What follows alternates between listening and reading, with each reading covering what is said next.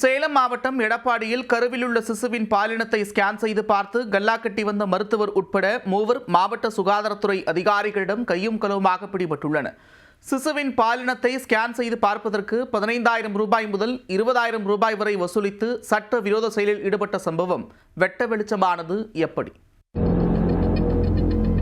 சிகிச்சைக்கு வரும் கர்ப்பிணிகளிடம் உங்களுக்கு ஆண் குழந்தையா இல்லை பெண் குழந்தையா பார்க்கலாமா என ஆசை காட்டி ஸ்கேன் செய்து பணம் பார்த்து வந்த மருத்துவர் இவர்தான். இது ஒரு சட்டவிரோத செயல்.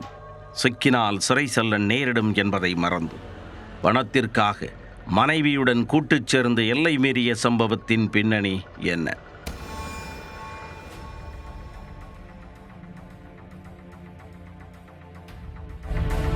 சேலம் மாவட்டம் எடப்பாடி நகராட்சிக்குட்பட்ட அம்மன் நகரில் அரவிந்த் பிரைவேட் ஹாஸ்பிட்டல் இயங்கி வந்தது. எடப்பாடியை சுற்றியுள்ள கிராமப்புற மக்களுக்கு நன்கு பழக்கமான இந்த ஹாஸ்பிட்டலில் கர்ப்பிணி பெண்களின் கருவில் இருப்பது ஆணா பெண்ணா என ஸ்கேன் செய்து பார்த்து அதற்காக பெரிய தொகையை வசூலிப்பதாக சுகாதாரத்துறைக்கு திடுக்கிடும் புகார் வந்துள்ளது. உடனே அப்புகார் தொடர்பாக விசாரணையை தொடங்கிய அதிகாரிகள் சிலர் அரவிந்த் ஹாஸ்பிட்டலில் மஃப்டியில் ரைடு நடத்தினர். ஆனால் அதிகாரிகள் வருவதை முன்கூட்டியே தெரிந்து கொண்டு கரு ஸ்கேன் செய்யும் மெஷினை மருத்துவரின் மனைவி ஜோதி வெளியே எடுத்துச் செல்ல முயன்றுள்ளார்.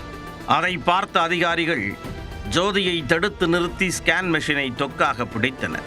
பின்னர் மருத்துவமனையில் நடத்திய தொடர் விசாரணையில் கர்ப்பிணி பெண்களின் கருவில் இருப்பது ஆணா பெண்ணா என கண்டறிந்து பணம் வசூலித்து வந்தது உறுதியானது.